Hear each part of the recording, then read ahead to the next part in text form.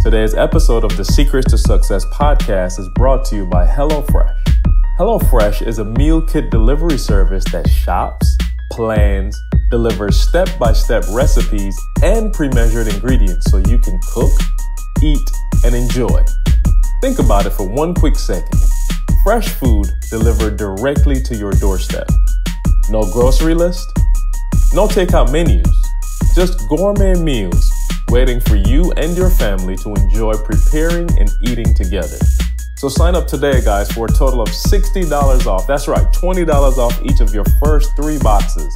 Visit HelloFresh.com/success60 and use the promo code success60. Today's show is also brought to you by Organifi, the best tasting green blend on the market. They're cold processed, guys, to retain all of the nutrients. And if you're looking to fill all the nutritional gaps and buffer out that new stress that your body has to deal with on a daily basis, check out Organifi.com. That's ORGANIFI.com and use the promo code SUCCESS to save 20% on your order. And now to today's show. I wake up every single day. I am who I say I am. And I get what I get because I live in beast mode. Stop being gazelles. You're not average. You're not even good. You were born to be great. We keep it burning.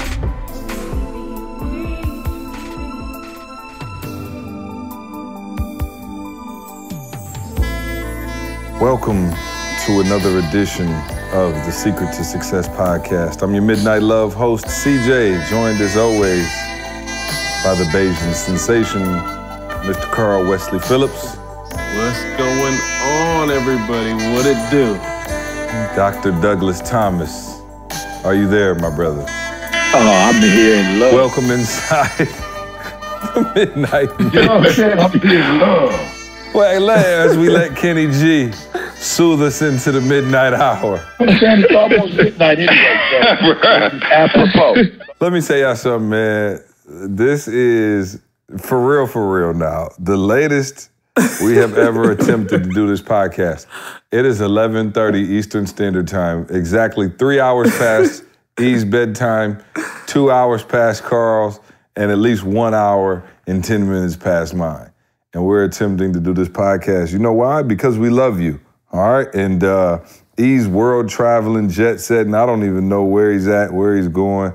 I actually am on the plane quite a bit this week. And Carl's got a kid in kindergarten, so yes, we picked 11:30 at night. So you welcome inside the Midnight Love mix. I don't know how this podcast is gonna go. We will find out together. I don't have a whole lot of topics to discuss, but we will have a podcast. You know why? Consistency. All right, y'all expect this every week. And so we are going to make sure that you have it. So E is once again joined by the Sony Walkman audio. Hopefully you enjoyed that inside the Midnight Love. If you hear E, we're trying to go with 2 in a row now. So hopefully we got to get E some new recording equipment. I'm not going to blame E. It's not his fault. He's got faulty equipment. Carl set him on the road. You know, once Carl started making 6 figures, he wasn't quite as in tune with what our audio was supposed to be doing. You know what? I take that back, Carl. I will say this. Let me let y'all in on a podcast insider secret. Carl spoils us. We have the exact same call-in number for us every single week for the last 2.5 years. 2 years. But Carl is kind enough to send it to the top of our group text right just moments before we do every single podcast. And so I do want to let you know that I appreciate that from the bottom of my heart. I do know the code.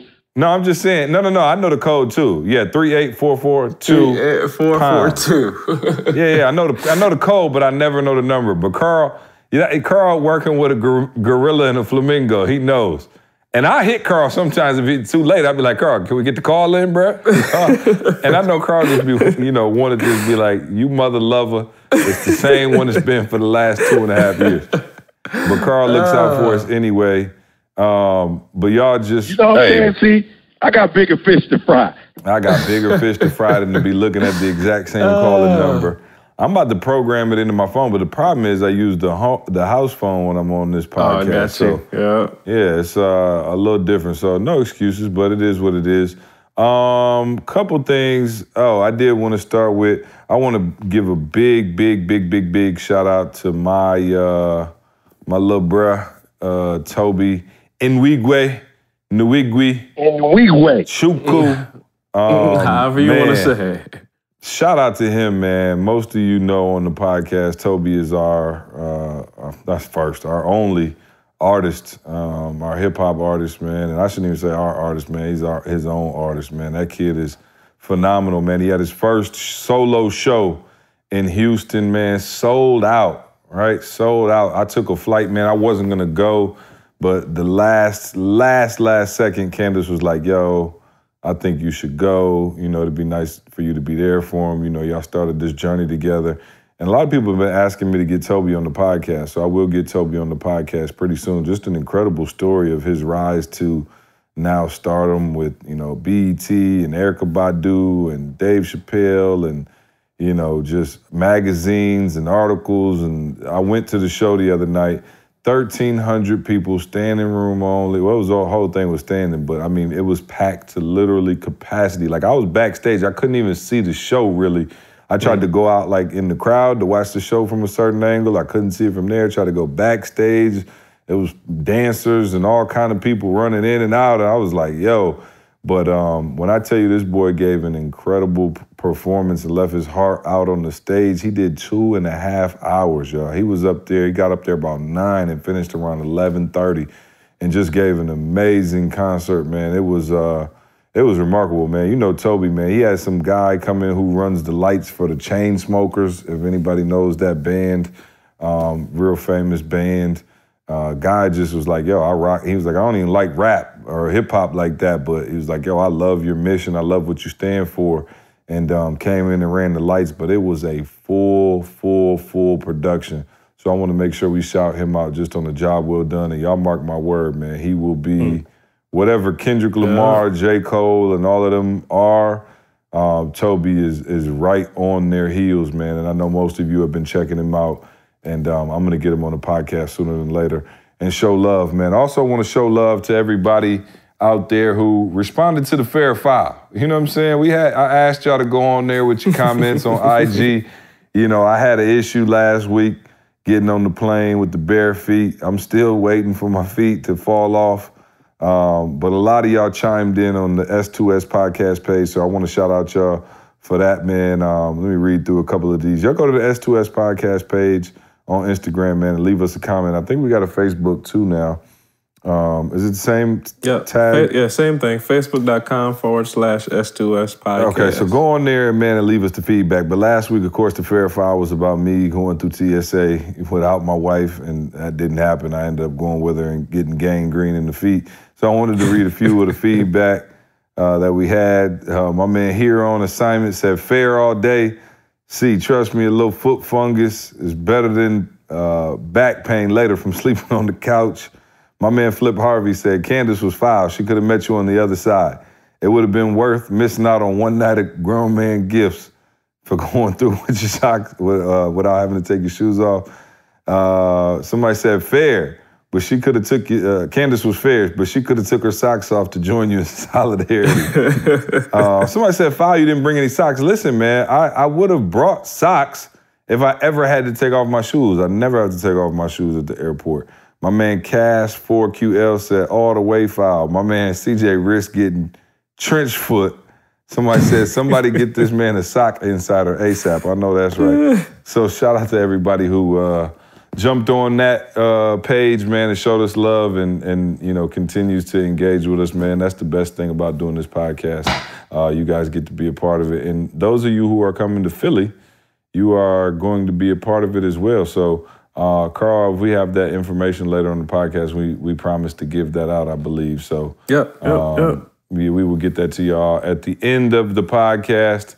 Let's see. Carl, big week for you, man. Big week for the Phillips family, man. My nephew, young Jordan, done hit kindergarten on him. So tell us about it. Were there tears? Was it hard? Did Did you have to stay there for a little while? What happened? Tell us about the kindergarten drop-off. Give me the one last cry. Not the one last cry.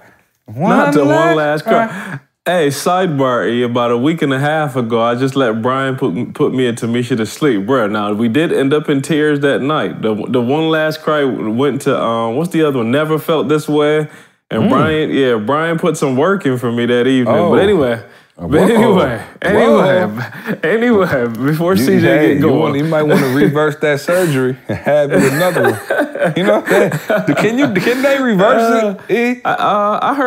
I heard people talk about it, but I ain't interested. I'm good on that. Hey, I ain't gonna laugh at E. I remember, never mind, E, can I say it? Oh, yeah, I'm good. I ain't gonna say it, because every time I say, can I say it, and then I say it, it get back, and you know what I'm saying? So I ain't gonna say it. Never mind. It turned into something. Anyway, so. He called me a couple months, well, it was about a year ago now. I was like, hey, I'll leave it at that. I don't know what he's talking about, Carl. E, okay, let me refresh your memory. You were down here in Atlanta, and we were in Buckhead shopping, and you was like, yo, and I was like, no way. You know, and now you remember now? No, I do not.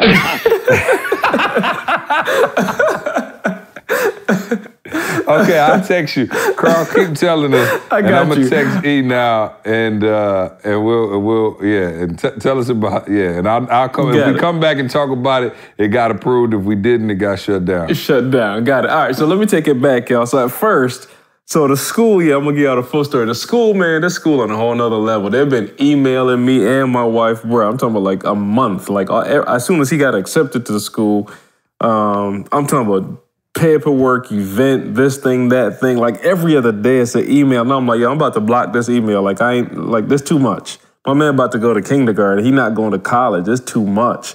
But I had to suck it up. And on Sunday, they did I'm talking about like this a lion move. That's what it is. They did a strong lion move. They had a picnic on Sunday.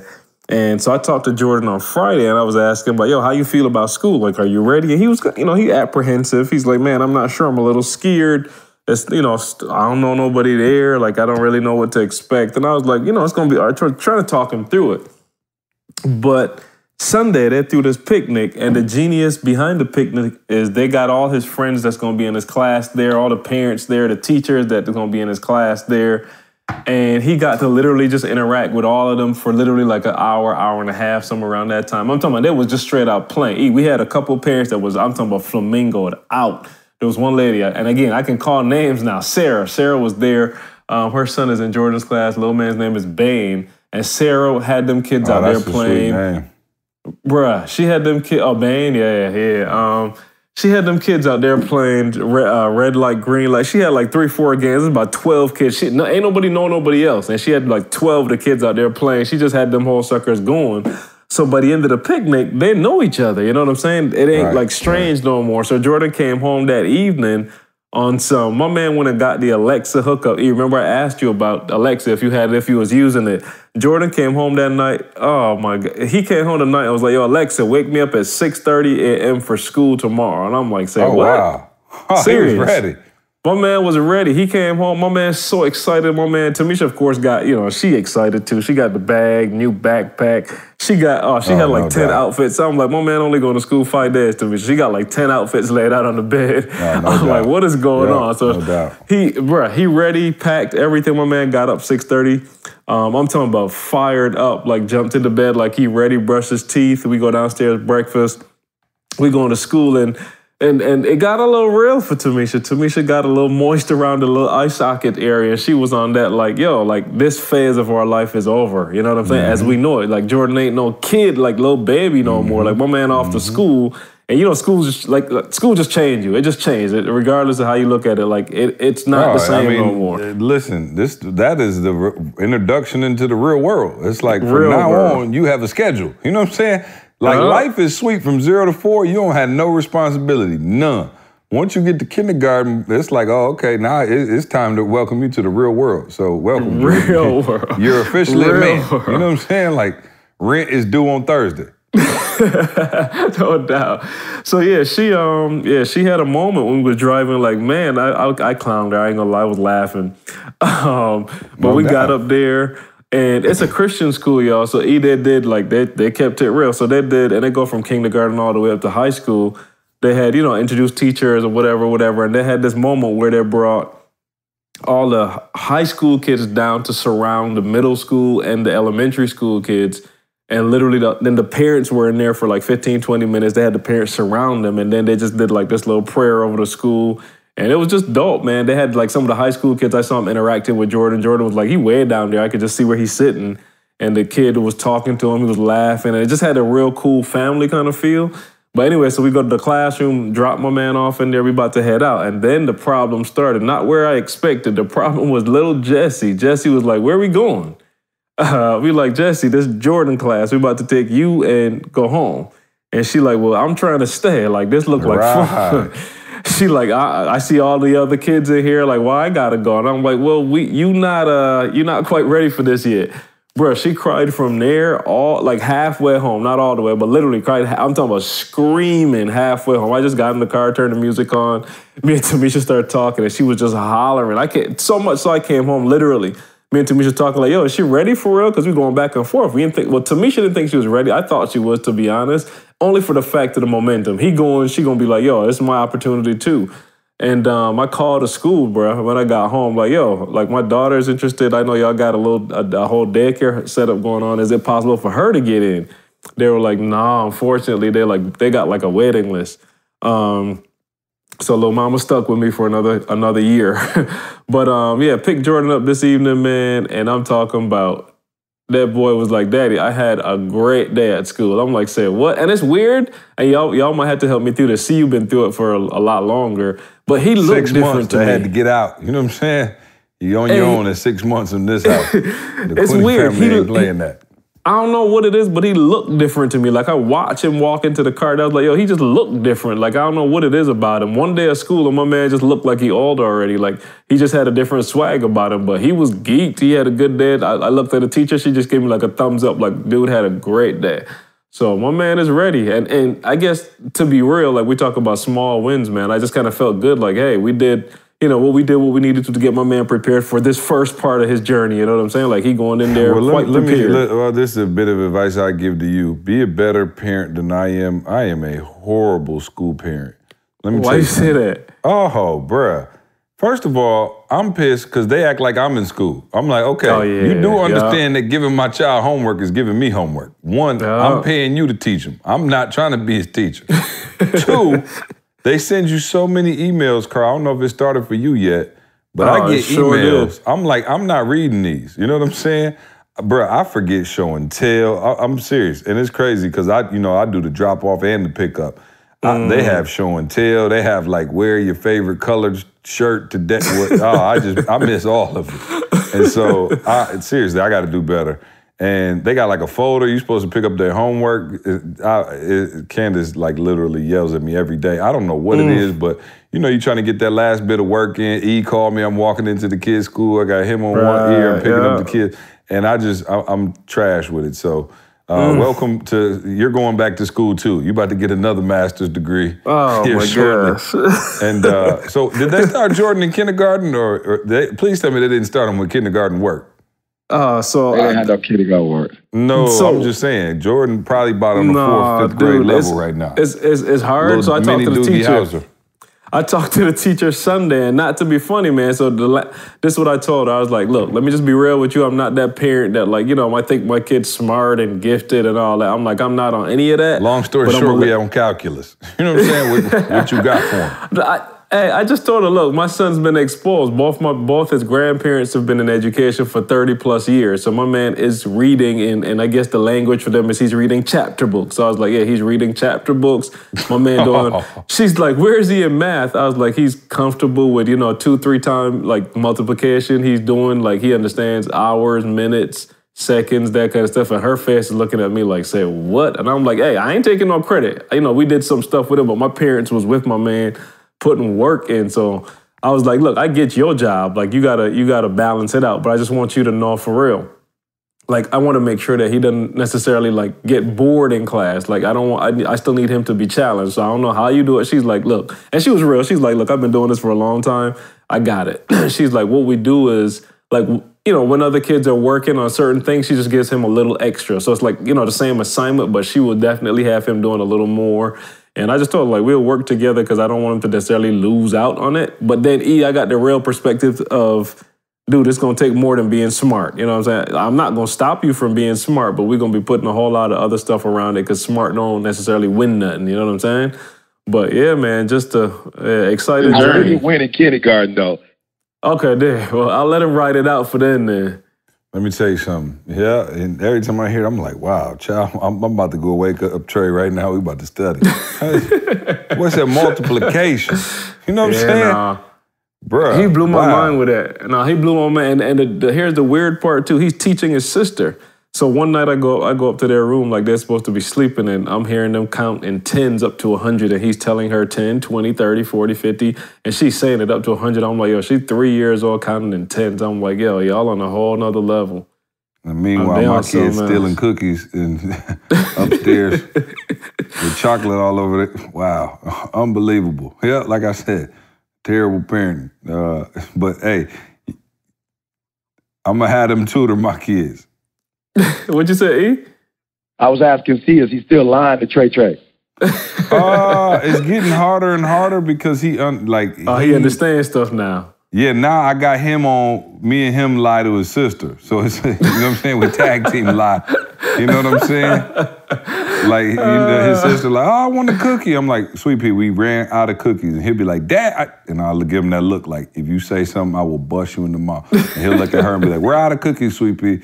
So we are lying.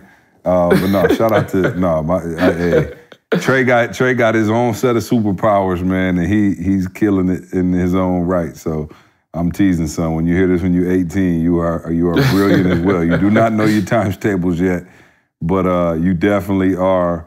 Trey walk in his class and tell his teacher, "You look nice today." I'm like, oh yeah, he know what he's doing. He got the je ne sais quoi.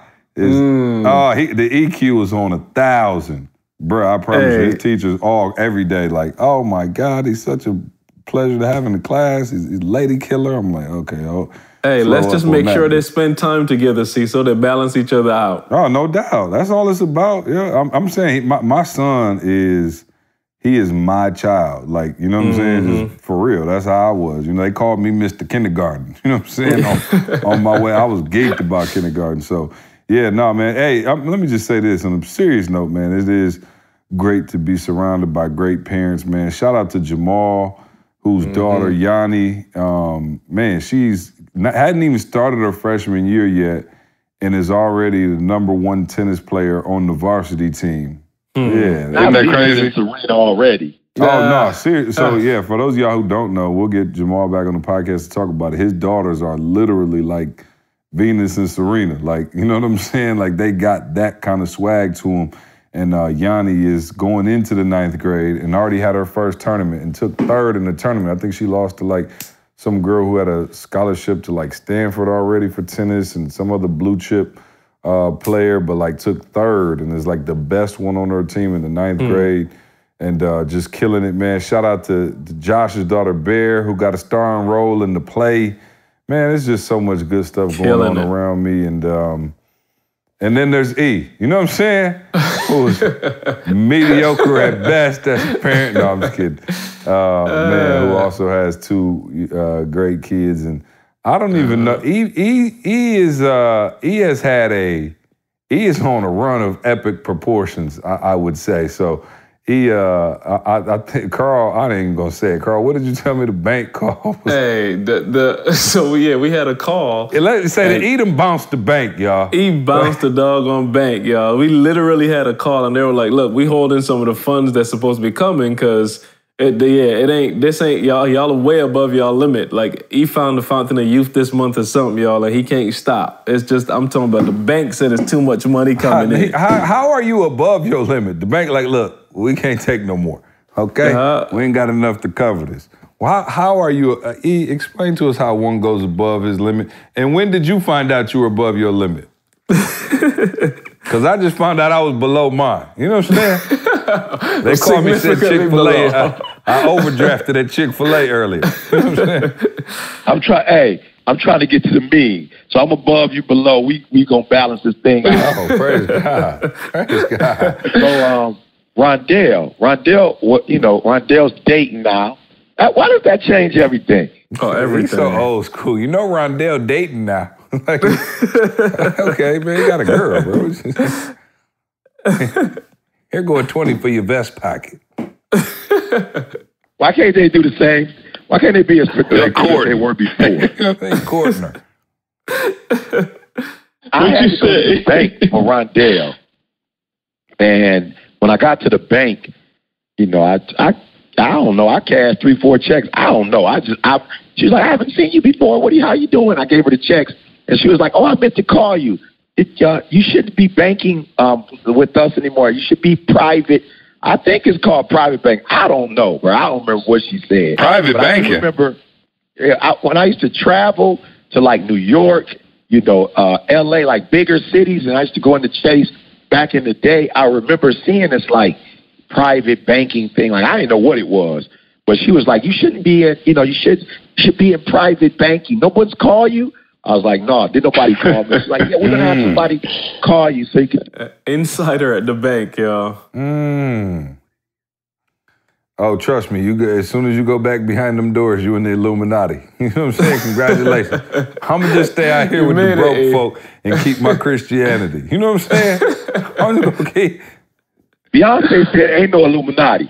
That just saying that about rich people. Oh, yeah, no, B ain't in the Illuminati. I ain't gonna put my girl in there, but trust me, everybody else, you know what I'm saying? That's something broke people tell themselves, though. That's how I feel. Like, I'm gonna just say you in the Illuminati because I want to make it look like, you know what I'm saying?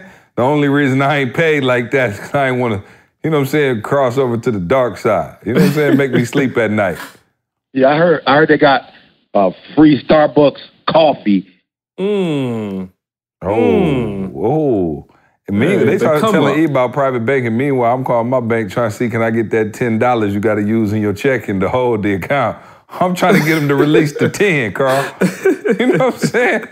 Hey, it's levels penalty to this. What can I say? It's levels. Wow, E, you done bounced the bank, bruh. Wow, there go Carl, don't even text me, ask me the title of the podcast. Bounce the bank. There it is. E done bounced the bank. Wow. Unbelievable, bruh. Can you tell us how to bounce the bank, bro? I'm trying to have one of them conversations where they call me and say, "Hey, you didn't put in too much money." I don't know how I have. They called Carl.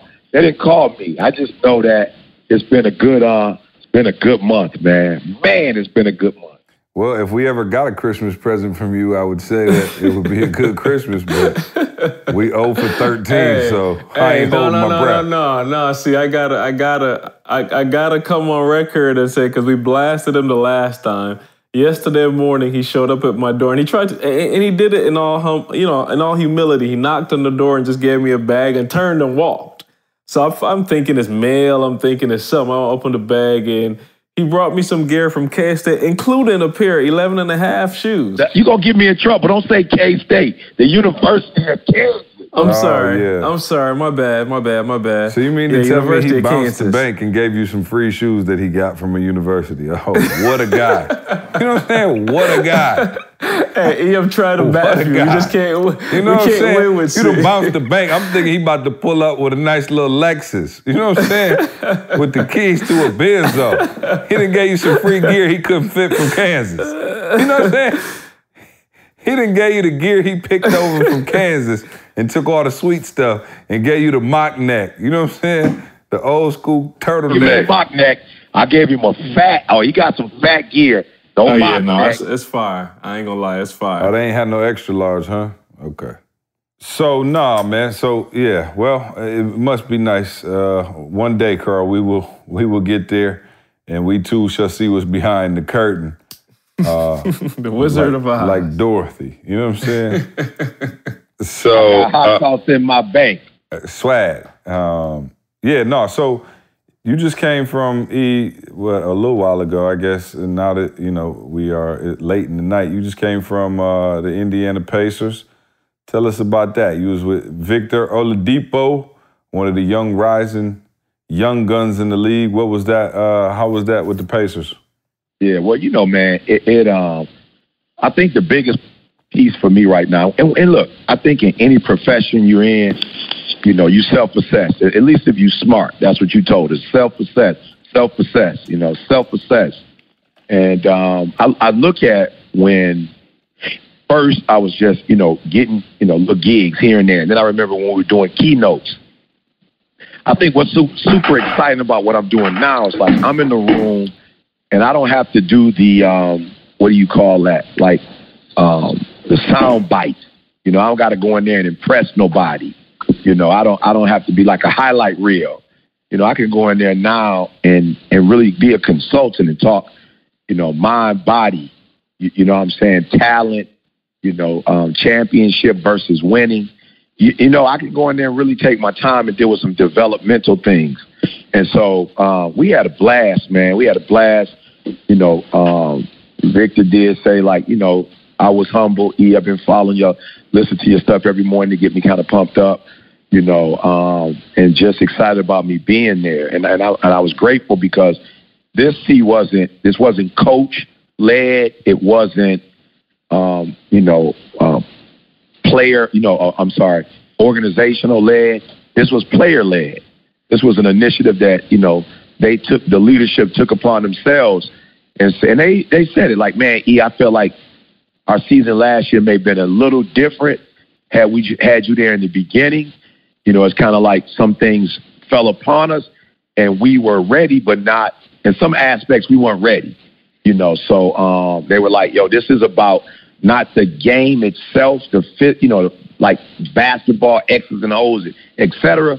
This is about developing the mentality, you know, to get to that next level. So, yeah, man, I had a great time. You know, I think probably we had 18 individuals all together that were there. You know, so it was, yeah, man, it was a phenomenal experience, bro. Dope. And how's it been traveling with Boog? Y'all been everywhere together. Y'all like two peas in the pod these days. Yeah, bro. Yeah, man. You know, you guys were talking about, and again, I don't think there's anything that you can compare to your child starting that first day of school, you know, that first year of school. And then, you know, of course, throughout that journey, you know, there'll be those, you know, milestones that, you know, you and your wife celebrate, you and your parents celebrate, you know, whatever. But this, you know, this is weird. I was thinking 18 years old, they go to college and they ain't no more milestones. You know what I'm saying? We good on the milestones. You know what I'm saying? But this has been crazy, man. You know, Jalen, of course, like we talked about in the summer, you know, kind of, you know, getting that mojo, you know, and I'm looking at him like, wow, this kid, like sports is his thing. You know, he has an insatiable desire to be in sports in not just some capacity, but in the area of development and, you know, managing. And, yo, man, just the scouting reports he's giving me, you know, the thing about Indiana that was sweet is, of course, I had a chance to kind of follow them somewhat, especially when they made their run. But, you know, they're in our division, see, you know, so I get a chance to see them throughout the course of the year. But when they made it to the playoffs, I really saw Victor, like, for real. Like, I saw him go toe-to-toe, you know, and I mean mentally with Bron, you know, in Cleveland. Like, it wasn't, you know how you admire somebody, you look up to somebody, you know, right. You're shaking their hands afterwards. Like, it wasn't none of that. If y'all remember, my man was, you know, LeBron dunk, he coming back trying to dunk and not quiet about it. He got the tongue out, shaking the head, and he like, yo, I'm here. You know what I'm saying? Like, you put your shoe on, left shoe, right shoe. I put mine on, left shoe, right. You know, so just to see that kid, you know, make that transition, and he talked about it. He was telling some of the younger guys, like, yo, I'm not going to lie. I wasn't always this confident. I remember I got traded twice, you know, in one season. I wasn't always this confident. But he was like, yo, I turned that mental toughness on. And from that, you know, you're looking at, like you said, see a rising, you know, if he stays healthy, a rising star, you know, in this league, man. So just having Jalen there, man, and, you know, managing, meaning, all right, I know my father. And I think that's the cool thing, man. You know, we share DNA. You know, we grew up together. You know, unfortunately for me, It wasn't one of those situations where I was on one part of the town, he was on another part. Like, you know, we've been together, man, from the time he was born, and I was in the, you know, that hospital room with my man, and just to see him now as an adult, just his manners, man, and mannerisms, it's just been a treat. And I was saying earlier, I've had some phenomenal people to work with, but one of the challenges, even if you're working with somebody phenomenal, they got to go home. You know what I'm saying? Like, I might call Marshall or Jamal, like, yo, I got this last slide. Can I get and they like, all right, I might catch him. I might not catch him. Okay, E, we don't have time. Whereas Jay is like on the computer, you know, hitting the slides for me, you know, doing the technological stuff, you know, and just picking up the slack. So it's been fun. Then, of course, his mom is just over the moon. We've been trapped. Like, of course, he goes everywhere. So when she's with me, she gets to see him. Jada was with us this summer. I just look at Mom, man, and you could tell she is so excited to, you know, be around, you know, her kids, man. So, yeah, it's been exciting, and we're just getting started. I would love to see 3 years from now, you know, where he's going to be. But you can tell, man, he found his niche. And, yeah, man, and he's trying to prove to me, like, yo, I want nobody to ever think this is like a gig I got because of my dad. Like, he did something the other day. He missed a flight, the morning flight. He was blessed to be able to, you know, get there on time on another flight. But, man, I ain't even had to say nothing to my man. He was like, yo, Dad, I swear to you, this will never happen again. You know, he must have hit me about 3-4 times. I was like, bruh, you good? Like, I told him, and this sounds funny, but I was like, yo, I ain't your daddy. You know what I'm saying? Like, I ain't that kid when he was 5 years old, 8 years old. I'm like, yo, I'm not your daddy like that no more. I'm your coach. You know what I'm saying? He was like, no, Dad, like, I'm so grateful for this opportunity. This is what I always wanted to do, and I just don't want you to think it's on some father-son thing where I'm being slack. You know, I'm not taking advantage of this opportunity. And I was just like, yo, if you keep beating yourself over the head like that, you know, find a balance, of course, because it's not about, you know, having a breakdown, or, you know, it's not about, you know, having a defeatist attitude.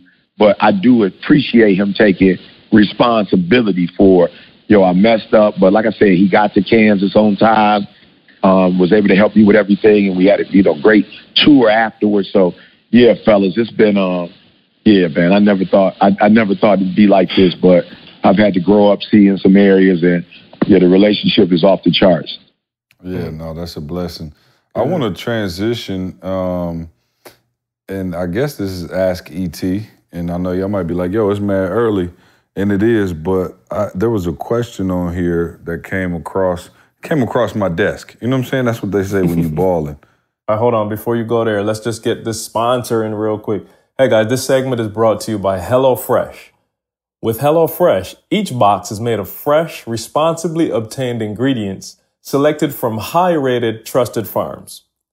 Enjoy not having to plan dinner, spending money on takeout, or worry about shopping for ingredients week after week. I know some of y'all might be on that ET status, but it ain't me. They're trying to shop every other day with your girl. I am not the one. After about 30 minutes, my knees, somehow your back, it just don't feel the same after a couple of minutes. So they're not having to be in the grocery store every week. This is made for your boy. The convenient part is that all the ingredients, guys, come pre-measured in labeled meal kits. And just like your grade school books, guys, there are pictures you can follow. You don't have to worry about messing this up at all. Gourmet meals that you cannot imagine. The last ones that I tried, there are the 3 of them that I tried. I can't even spell them if you ask me to. The first one was the Harissa sweet potato pita pockets. And that one, my family and of course my parents, I told you guys, are kind of with us. So we tried some of the vegan options that they had. And these pita pockets, man, they had some avocado, they're seasoned with dill. Man, it was amazing. Then we did the truffle mushroom flatbread, my bad. The truffled mushroom flatbread. That was another amazing one. That one was I'm talking about lemon, Italian season, of course, the truffle oil. Cremini mushrooms. How many of you have cooked cremini mushrooms this week? I'm telling you guys, it's stuff that you only get in restaurants, but it's delivered right to your door. And then the other one that I had was the ravioli gratin. I don't even know how to say it, the ravioli gratin, but that one, of course, was just flavored with some Parmesan cheese, some baby spinach, thyme, some breadcrumbs. Man, amazing, amazing, amazing stuff, guys. So we're not just talking about this. My son just started school this week, and that transition was something real. Let me just tell y'all, the cooking, trying to get ready and all that, man, this takes so much of that pressure off when you already know what you have to cook. You don't have to think about, what are we doing Thursday for dinner? It's all taken care of, guys. So with subscribing to Hellofresh, there are many benefits so you can keep enjoying week after week. Get delicious filling meals delivered right to your door, like I said before, for less than $10 per serving. And get this one, free shipping. Manage your account easily by choosing your delivery date to match your schedule. Pause it when you're on vacation, guys. So they've made everything convenient for you to use. So make sure you guys sign up today for a total of $60 off. That's $20 off each of your first 3 boxes. Visit HelloFresh.com/success60 and use the promo code success60. It says, and I'm going to just read the question because I felt like maybe we should go ahead and flush it out, E, and because you are on a wave, and I know it hasn't always been like this, but we actually had about 4 or 5 questions come in after the last podcast that were similar to this one in nature. So I'll read this whole thing because I think it's so paramount for people. And I know E's been a huge help for myself, and I'm sure Carl and, all of you out there in this regard. But let me read the question, and then we'll build on that, the topic. But that's really what I wanted to talk about today. And I just this guy had, a similar question to everybody else, but I thought his was very pointed. So it says, hey, guys, let me start by saying I live for this podcast. You guys have gotten me through some tough moments over the last 2 years. Your podcast about momentum was huge for me, but I would really appreciate if you guys could expound on that message. All my life, I've struggled to keep momentum going. I got into the college of my dreams, but then was forced to drop out due to financial reasons after my 2nd year. I met and married a woman who I thought was the woman of my dreams and then got divorced. I started a successful business, and that business all but got destroyed during the recession. My question is, I've had momentum many times in my life, but I feel like that momentum has been stolen from me, and oftentimes it's been by things that are beyond my control. I hope this doesn't come off too whiny or sob story-ish. I'm actually in a very good place right now, dating a wonderful woman, and while I'm not where I want to be financially, I'm definitely comfortable. How do I keep the momentum this time? Because I have to admit, part of me is now expecting failure to come. Love you guys, Alan in Tampa, Florida. And I just thought that was a very pointed question and a good question. I think something that, a lot of individuals who I talk to after our shows and our conferences and things of that nature kind of have that same question, E. And it's how to carry that momentum. And I talked a bit about it, obviously, in my teachings, and I always, talk about those small wins, and I can elaborate on that. But I'm curious, E, from your standpoint, and then you, Carl, when you talk about momentum and you think about it, do you think about it in terms of wins and losses, and what would it take to like derail your momentum, right? Like E, we talked about it. E spoke for Miami Dolphins, the Alabama Crimson Tide, the NBA rookies, the University of Kansas, the Indiana Pacers, got Pittsburgh. Right, the Saints, New Orleans Saints, the momentum is crazy. You bounce the bank for crying out loud. You know what I mean? Like, that's like an insane amount of momentum. And what Alan is saying in his, message is, I've had some moments where I was rolling, and then it always seems like something happens, and it's hard when you get rolling to kind of get that, negative thought out of your head of, man, when is this going to come crashing down? So how do you get on the other side of that thing? I think for me, I think what we have to be cautious of, is there some things that just happen to you naturally. It's like if you get up and go to school every day, go to class, do your homework. There's just going to be some things that are going to naturally happen for you. You're a good person. And I hope for those of you who are listening, that you can really, just kind of get the message that I'm trying to say is that for real, that when you wake up, I was laughing, Carl, because everybody was talking about the grass, 3 weeks ago, Carl, and it was just so dark, it just like looked like hay. And I'm like, bruh, just go 3 more weeks and it's going to rain. You know what I'm saying? And it's not going to be 90 degrees. It's going to be 70 degrees, and the grass going to be green again. And I swear to y'all, if you came to my neighborhood 3 weeks ago, unless you was like putting water on your grass every single day, all day, it was brown. Mm-hmm. You know, and just depending on what, you know, how your house is, you know, placed. Oh, is that what it is? Because Carl told us you had the worst lawn in the neighborhood. Your house got the sun go up on the wrong side, I guess. No. If it wasn't for Mike, I probably would have the worst lawn. But I'm saying my grass actually looks good, and it's just because I've been there for a while, and I just had to realize, like, yo, in August or July, the last couple weeks of July, August, bro, I don't care how much water you put on it. It's 91 degrees. It is what it is.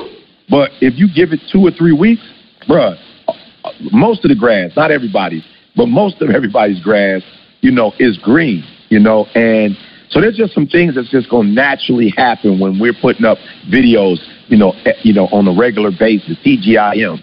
You know, so what I want y'all to understand, though, because he talked about these gigs, and this was intentional and deliberate. Like, this is something that I was like, okay, guys, let's go back over it. We need to switch everything up.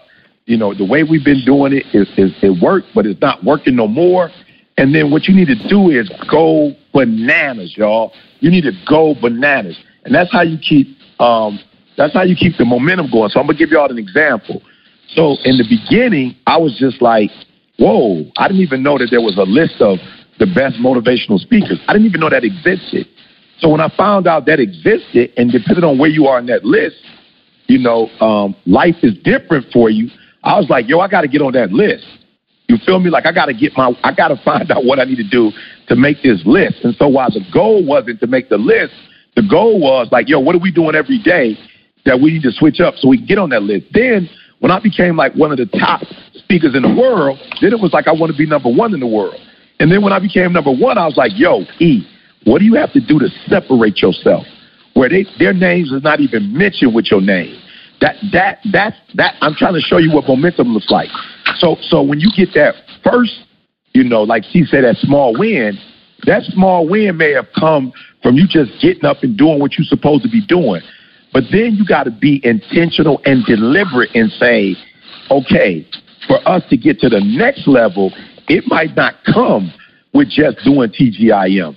It might not just come with going to schools. Like, in order for it to come next, we might have to do boom, boom, boom, boom. And so I think sometimes we lose our momentum because we're waiting for it, like, reactively. We're just waiting for it like we waited before. Sometimes the momentum, it may start like that, but if you're going to keep it going, you got to get aggressive. You got to get intentional and deliberate. You got to start doing specific things to get it from one place to the next. That's just my experience. So that's why y'all seen all these gigs, because I'm like, yo, man, I just seen, like, I've seen people introduce me, like Sean Payton, the coach of the New Orleans Saints. My man was like, yo, we brought this person in, this person in, this person in. We've never had anybody like E.T. And, you know, E.T.'s here. We're trying to get back to the Super Bowl. So I'm listening to what people are saying, and I'm like, whoa, they saying I'm number one. Okay, I got to get out here now and do what I got to do to keep that number one spot. So I'm a little bit more aggressive. I'm taking more gigs. I'm a lot of stuff I wasn't before, but it's because I don't want to wait for the momentum to go to the next level. I want to try to control it and take it to that next level. Yeah, I saw something the other day that said, like, Carl, you probably know it, but it said when a rocket launches, like when they launch a rocket, like 85% of the work it will do, you know, throughout the entire flight is like just getting it off the ground. Literally, the amount of fuel and stuff that I'm talking about, like, it's more than, I don't remember the percentage, but I'll make some up. Like, literally, like 70 or 80% of the weight is just fuel to get it up. And once you get past that initial stage, it's just, you know, sailing right at that point. Exactly. So, you know, I think many times the challenge is just getting that thing up and rolling. It's like a snowball, like, you know, there's a snowball effect. Like, if you can get it rolling, but I think a lot of times people get it rolling, E, and then don't know how to compartmentalize, or maybe like one area falls off. Is it possible to have momentum in one area and then lose it in another? Like, can you still have like business momentum and get divorced? Can you still have you know what I mean? Like, I don't know if you can, and maybe you can, but I think, how do you not let one affect the other? Let's just say like you had momentum, you were working out, you're doing your thing, and all of a sudden you fell off the wagon and then your work slipped because of it. Or now, you know what I'm saying? Like, I feel like people have an L in one area and it kind of like makes your whole life a L. You know what I mean? Yeah, but I think, see what happens again, we just said it. Now, I didn't want to say this because, you know, some people take what we say literal. You know what I'm saying? And I don't want that. Like, we're not asking you to live our lives, you know, but I'm going to say this. I used to tell y'all I used to get up at 3 o'clock. Since this whole little movement, I promise you, I've been getting up at 2 o'clock in the morning. You know, and the reason why, see, is... I thought he was going to say later. I was looking for 7:30, see, personally. Right. Make me feel better about myself. Hey, well, let me tell you something. You going to have to just sleep. You going to have to stay up all night now because we pulling up on 2 now. Right. Play the Kenny G. Let me hit that Kenny G under E talking right now. So for real, man, but it's a situation where it's like, okay, I think what people do is, I think a lot of people, you get the initial stage of momentum. And that momentum, again, it kind of happens because, like I said, with the grass, bruh, it started raining. That's natural momentum. It's cooler now than it was in July. That's natural momentum. And I think what happens for a lot of people, they think that is the highest form of momentum. It's a form of momentum, but it's probably, in terms of tiers, it's probably the lowest tier. So what you got to start doing after you start noticing the rain and it's getting cooler, and I told the guys this tonight, like, you got to start creating rain after that. You feel me? Like, so, you know, let's just say I start making good money. In my marriage, my wife might be like, oh, wow, we could pay this bill and we could pay that bill, we could pay this bill, and she's so happy. But what it takes to make her happy, now that we got money, see, that's not going to happen by osmosis, bruh. Like that nobody's going to give me that next level of success. So to make Didi happy, now it was like, I got to physically go change the living room, you know, change the banister, you know what I'm saying? Like, change the floors, paint the house. Like, it's some different stuff that I have to do now that's not going to come because the kids graduated. See, that's why I'm going to just stay broke. You know what I'm saying? Less pressure. You feel me? Now who's winning? You know what I'm saying? Bump your little back door. You got to do all kind of stuff. You feel me? So I'm just saying, I think that's the problem. And so it's this natural momentum. And you thinking, well, because this happened over here, then now it's going to happen in my marriage. And no, it's not. It don't work like that. You got to put energy toward that thing. And again, you have to create the rain. And I just, man, I don't want to say it all because we got Take Control, you know, coming up. We got Ignite the Dream. But there's some things I'm picking up about Nick Saban. There's some things when I was with Sean Payton, the Super Bowl winner. There's some things that I'm noticing that they do that the other teams just don't do. You feel me? It's like some of the other teams, they wait for it to happen in the course of a season. Bruh, I'm telling you, Nick Saban is creating it, see? Like, for real, not to go into depth, but I'm telling you, I'm watching him, I'm listening to him, and it's like he's not letting he's not letting week 1 come and week 2 come, 3 come and week 4 come. And as we play, it's like, okay, we're going to see what happens.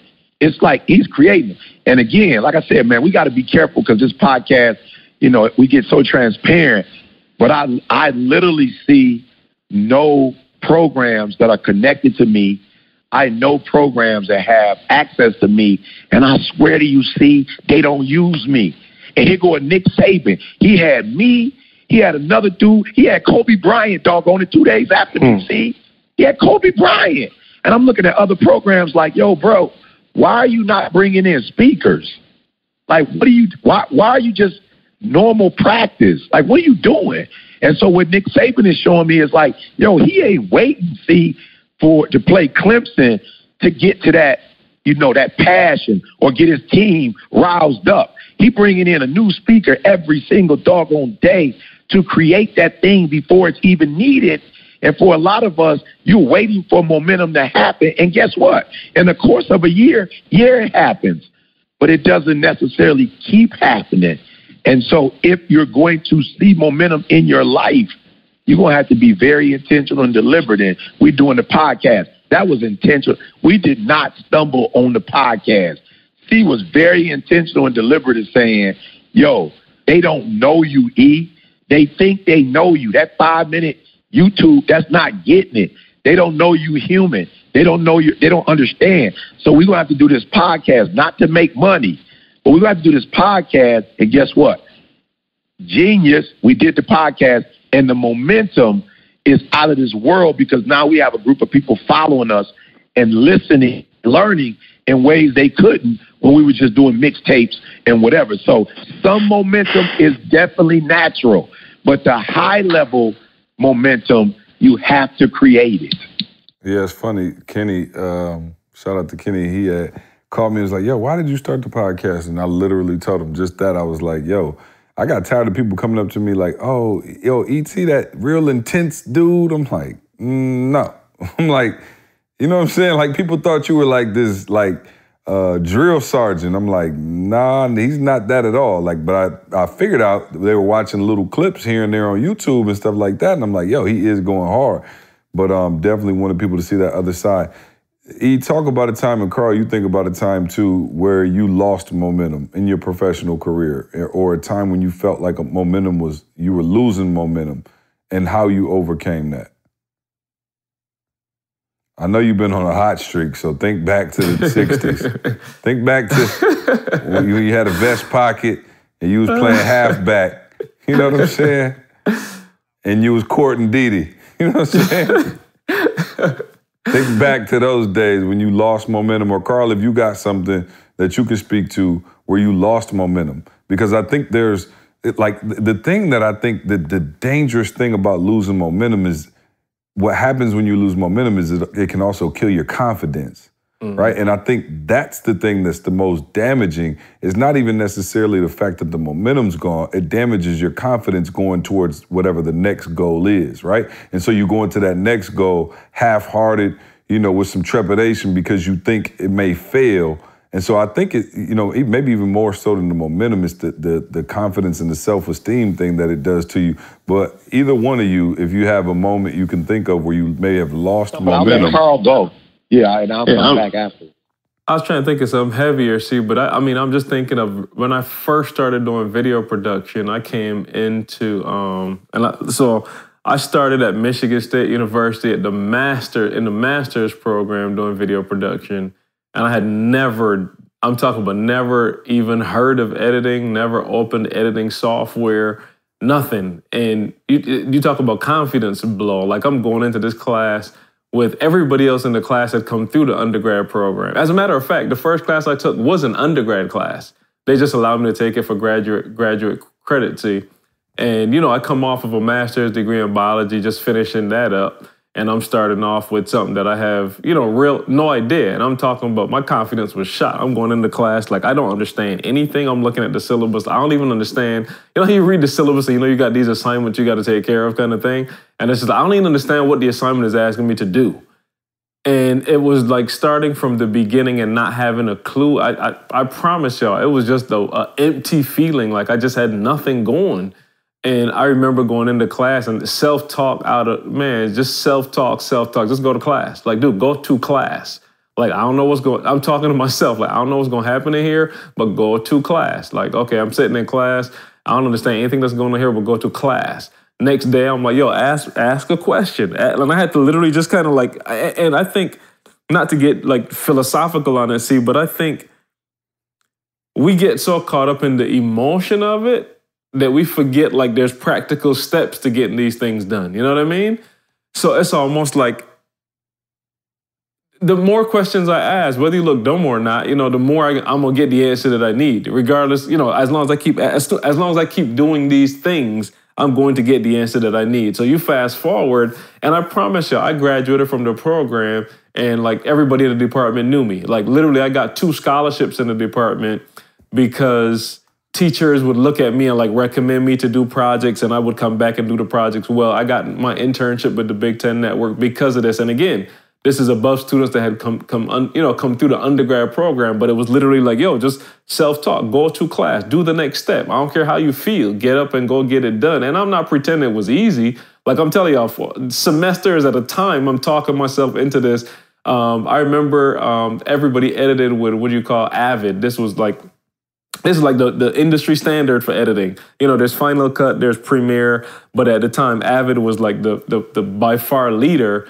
Man, I remember going to the computer and opening Avid, and I felt like such a dummy, see. I'm talking about like, this is like, I'm opening, I don't even know how to like hit play on the doggone thing. I don't know how to get footage. I don't know anything, but just step after step. All right, I don't know it today, but I'm gonna go home and just Google this, like YouTube. You can YouTube anything. And I just literally, I had to literally self-talk all the way through this thing till, you know, I'd say probably the whole first year. I had no confidence in this thing. I was editing TGIM. I mean, I couldn't see them get it, but I'd see comments saying, you know, this was better, whatever. But it was that process of having to literally will and talk and just reach out and keep pushing to kind of get the whole concept of momentum and keep going and get this assignment, that assignment. Last piece of it, I remember one of my assignments that first year, I had this cool idea I wanted to do. You remember this like kind of decision tree thing I wanted to do, like, you know, like walk you through your freshman year. The teacher looked at me, I was like, yo, it's a whack idea. I don't get it. It's dumb. Bro, how do you feel going into class and you thought about this thing for like a good 2 weeks? You know, this project is coming up and the teacher's like, I think it's a terrible idea. I don't get it. I don't even see why you would attempt doing that. And I'm just like, what? But guess what? I did the project, and at the end, he came back to me and was like, dude, I get it. Like, your vision, like, I didn't understand what you were saying. Phenomenal. You pulled it together. You did a phenomenal job. But it was the whole process of I'm telling y'all, self-talk, like, get up and go. Like, you got to do it. I don't care how you feel. Get up and go. Go sit in the class. Don't sit in the back of the class, Carl. Get up and go to the front. Well, no, I ain't going to the front. Sit in the middle. Man, all right, yep, I'm going to sit in the middle today. Tomorrow, make sure you sit a little further up. You know what I mean? A little further. I just kept pushing myself and just not shying away from it, man. And then, lo and behold, TGIM turned into something, and I didn't need momentum from the class no more, if that makes sense. I got momentum outside of that completely. Now I got, 5 people, 10 people, 20 people, 150 people watching these videos and coming back a week later that I just didn't know how to open the software. So just bit by bit, see, it just grew into something. No, absolutely. E, what about the time when you lost momentum? Yeah, so I lost momentum last winter. You know, it was and it's so funny, see, because you talk about how you can have it in one area and lose it in the other. You know what I'm saying? But this was the best time of Didi and our life.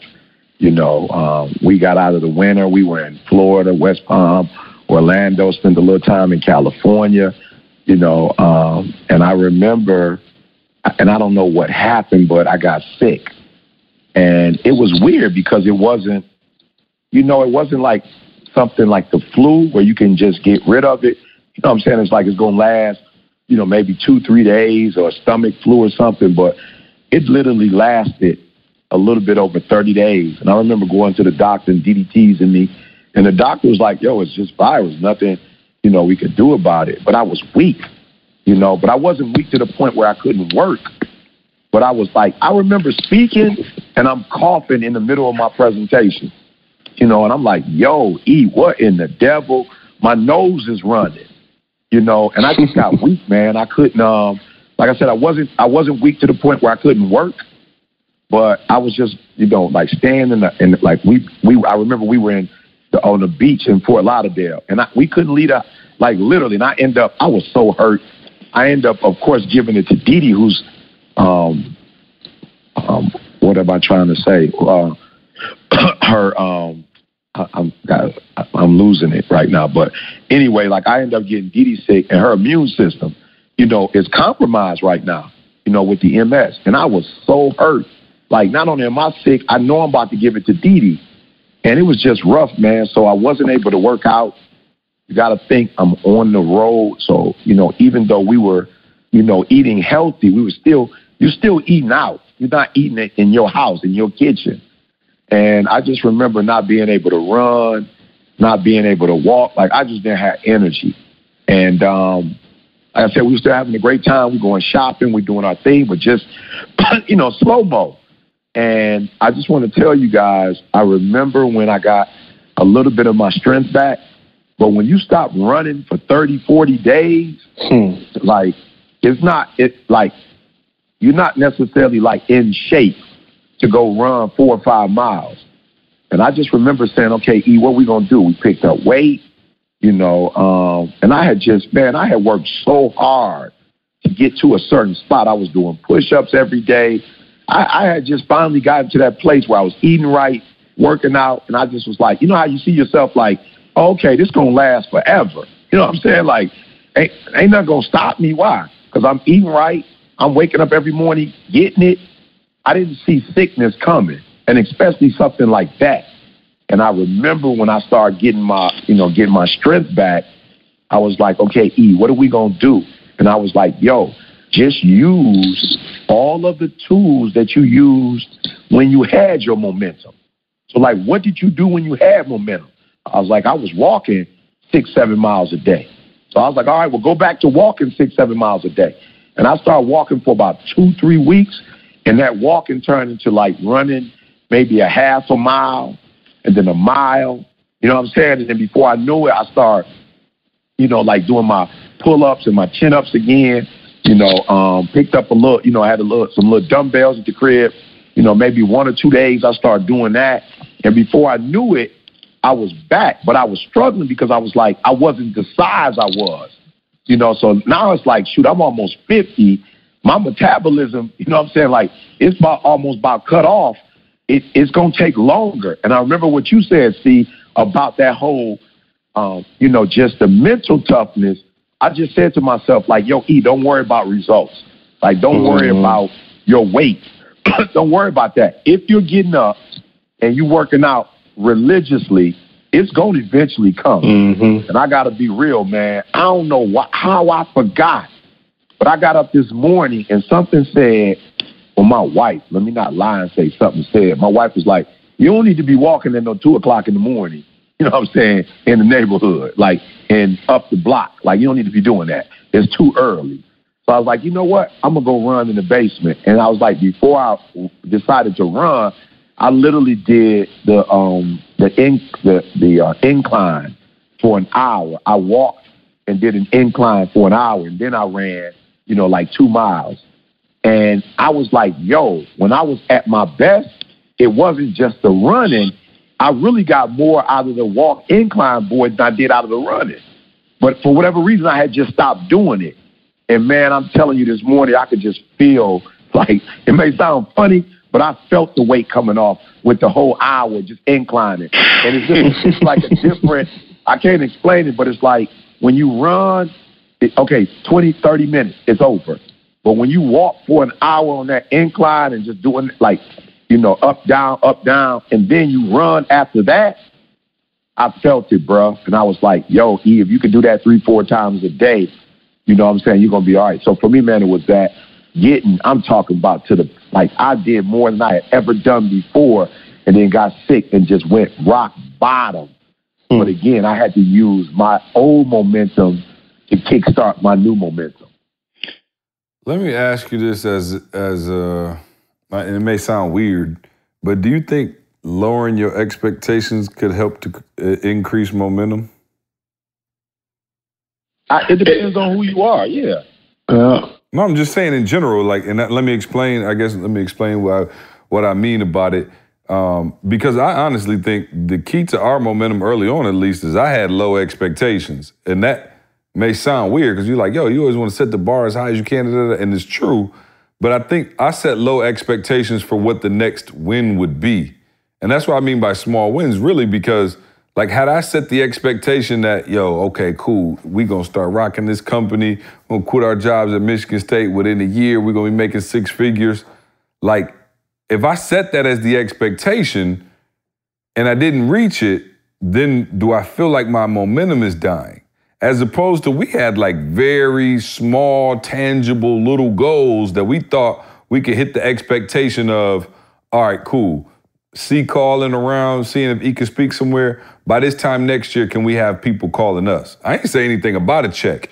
And so I was always geeked when there were milestones in our career that may have not seemed like milestones, and it might not have been anything to call mom and brag about, but there were milestones in our eyes because we had set the bar lower. And I don't even know if I'm saying it right, it's late, but I think the bar in terms of where we thought we would be for the next move was just so small. You know what I mean? It was like literally small stepping blocks to get to the next thing. So I think some people like, yo, I'm gonna start this company. Within 6 months, we're gonna get, a $500,000 fund going, and it doesn't happen the way they think it should happen.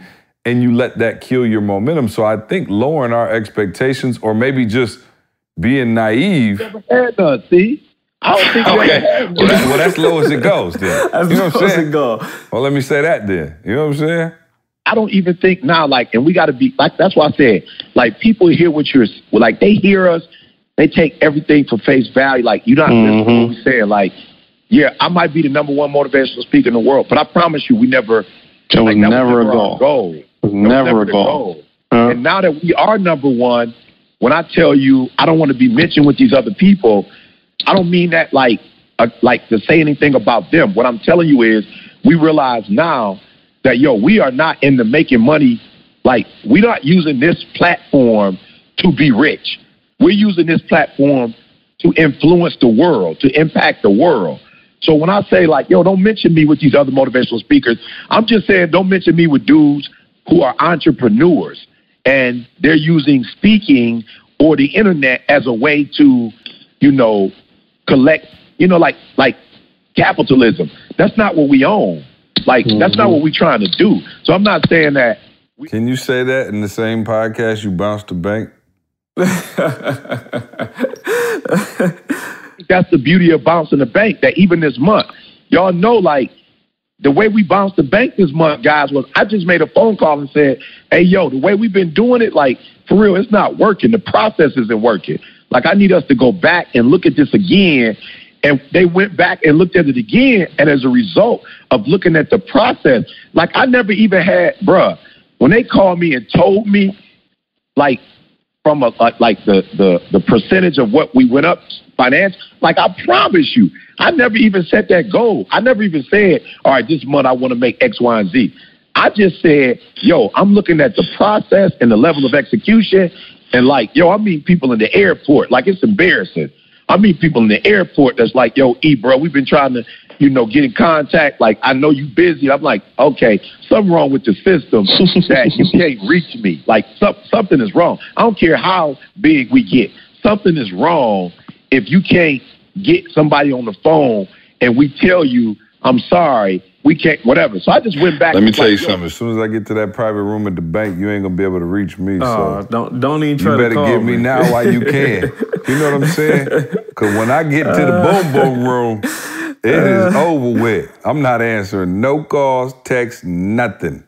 So, so I'm just saying to our point, I think our only expectations is increasing or what's the word I'm looking for? Enhancing the process. I think that's all we're about. If you look at our goal this year, we just people was I'm loving the videos. I love TGIF. I love the mixtapes. We was just how can we give them more content? You feel me? That was our goal. How can we give them more content? So when I see Victor today, he E, I listen to you every day. You couldn't have done that 5 years ago. We weren't available on Instagram or Facebook every single day. So I think for us, man, we have had no goals other than to make sure that our processes get better. And so there you have it. Set no goals, and you'll be fine. You'll be tight work. Yeah. You'll be tight work. Never have issues with momentum. No, you're right, and it makes sense. And I just believe that when you do that, your grind and your hustle is not tied to the eventual outcome. So don't go nowhere. See, I was going to say the difference, and I'll say it like this, E, there's a difference between an external goal and an internal goal. Our goals, I'd say, are internal, getting better. You know what I'm saying? Becoming better at what you do, becoming a better person. Man, I wonder if people can really hear that though, man, because I know, man, you get. No, I'm just saying, I'm being for real because money is so prevalent in our society, man. I get it, man. Money is I can't remember what they said, but the average human thinks about money like, I don't know how many times a day, but it's a lot, you know, and it's tough to hear, process, faith, and all of those things when you broke. I get it, you know what I'm saying? And I was there, and I remember having those feelings of like, yo, and like I said, I don't like to take credit for it because it was E, but man, we just kept on working. And I think seriously, I didn't know, you know, I didn't make any promises. I didn't tell my wife like, yo, give me 90 days and you're going to be, you know what I mean? I didn't say any of that. Like we just hustled and we grinded and we hustled. And then things started to come to form. You know, I always say when we're at the, you know, speaking at the events and people are like, yo, y'all traveling in Australia, how did it feel? And I was like, well, it didn't really feel like a whole lot because before we actually toured in Australia, they were buying our books in Australia. So like the leap from them buying our books and showing mad love to actually going over there wasn't that huge, if you will, right? Shout out to Glenn.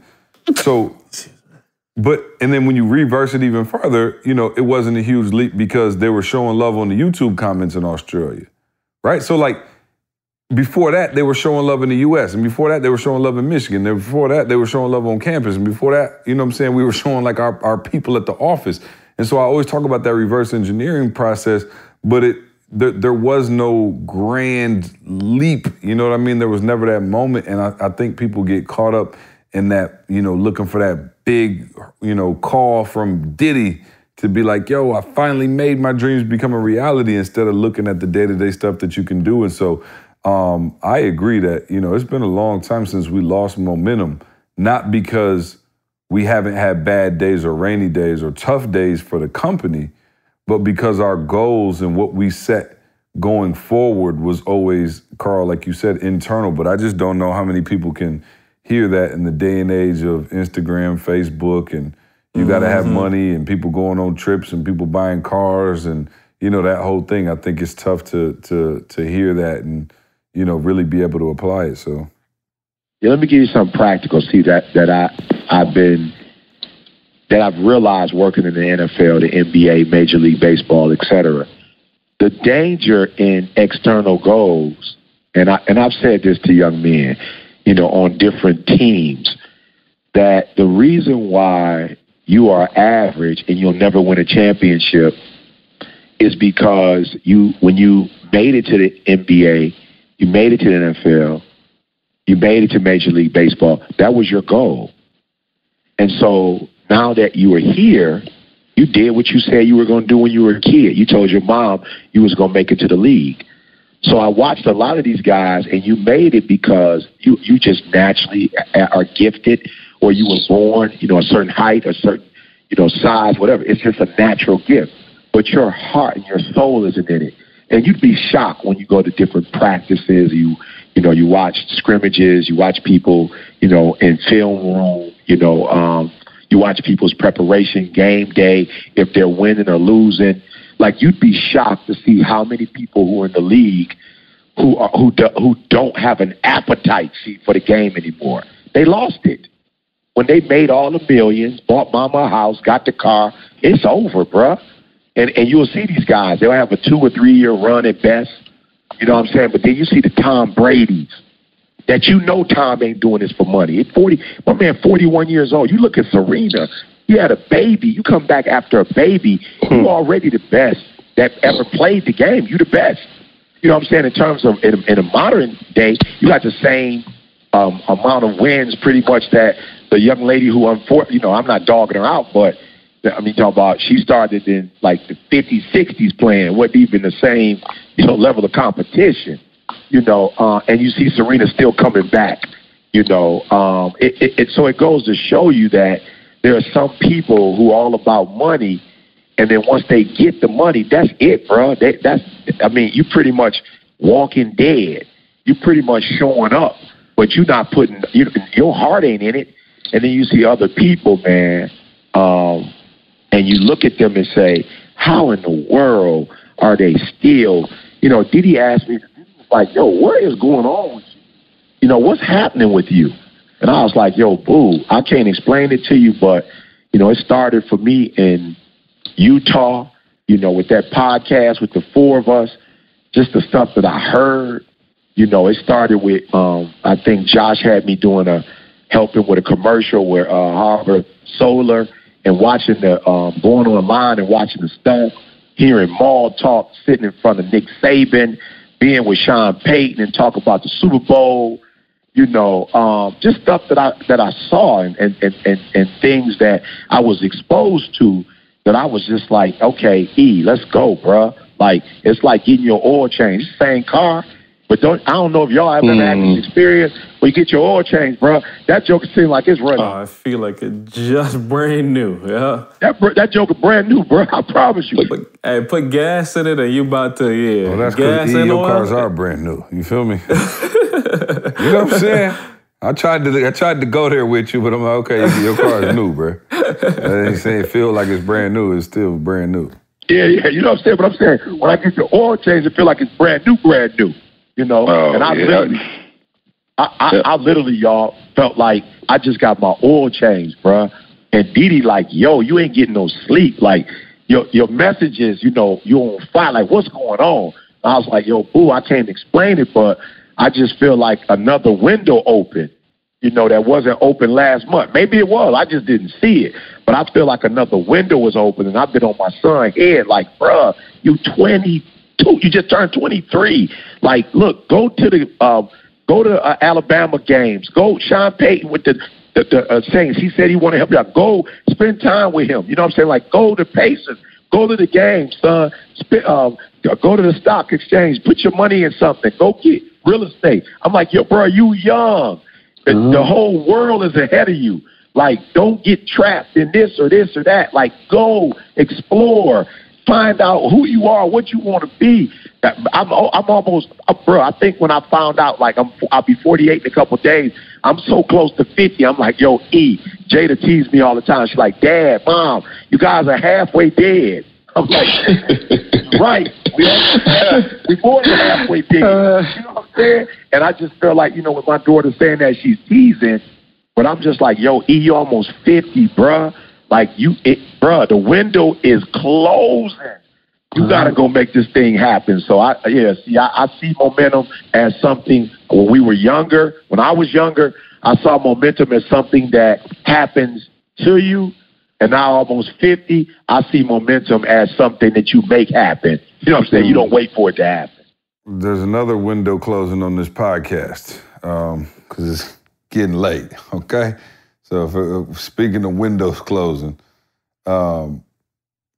Organifi, man. Shout out to Organifi, always holding us down.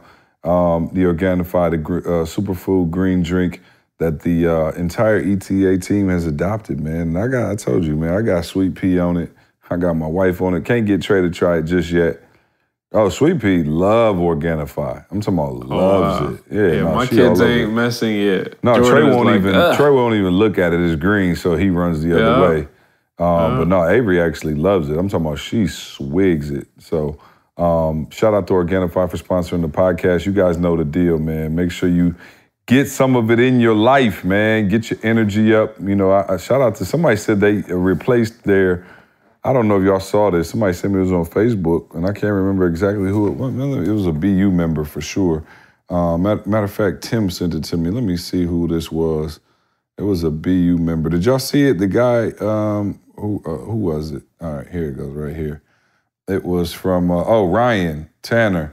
He replaced his coffee bar with an Organifi bar. And so, matter of fact, we'll post a picture, Carl. I'm sending it to you right now. But instead of the coffee bar, he got all his Organifi products. So shout out to him. He's got the protein there. I see the gold, the green.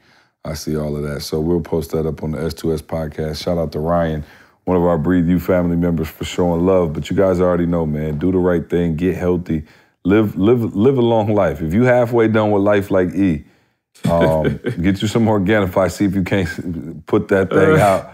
You know what I'm saying? An extra few years.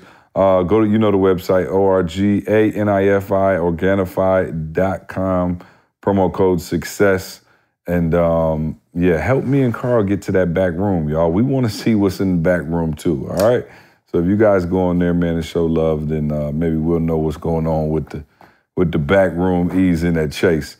Real quick, Carl, any announcements, anything like that? What we got? You run it down for me because I can't see straight, so.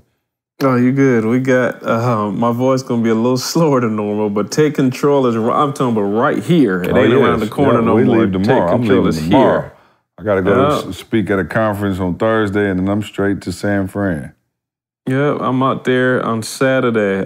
San Fran, August 26th, y'all. Take Control. Again, if you have been a entrepreneur for a while, if you've been an entrepreneur but you're not seeing the success, if you're working a 9-to-5 and just thinking about it, like you cannot afford to miss Take Control. You got to be there. San Fran, August 26th.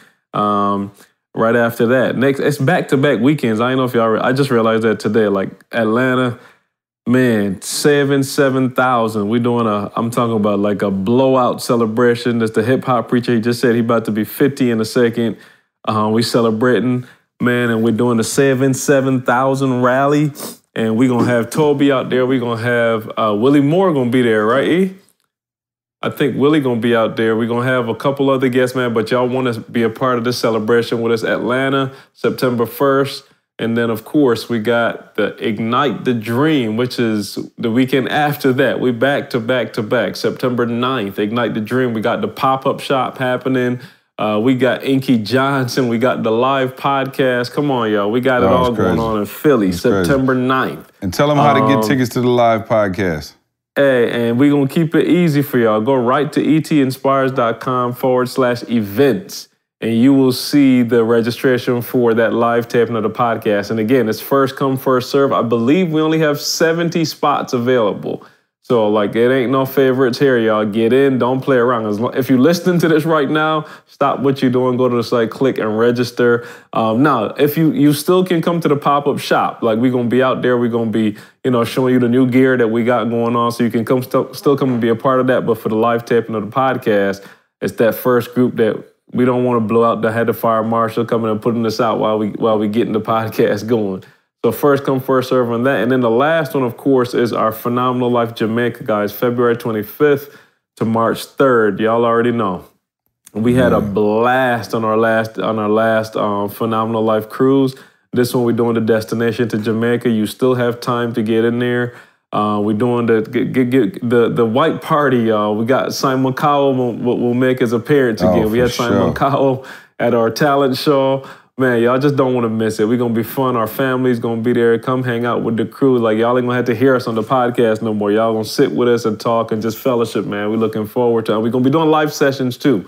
We got Sean coming out, Rob coming out. We're doing the finance. C going to hit the Brandon. E going to do his piece as always. But, yeah, y'all do not want to miss it, man. Make sure y'all come get a part of this. Man, appreciate that, Carl.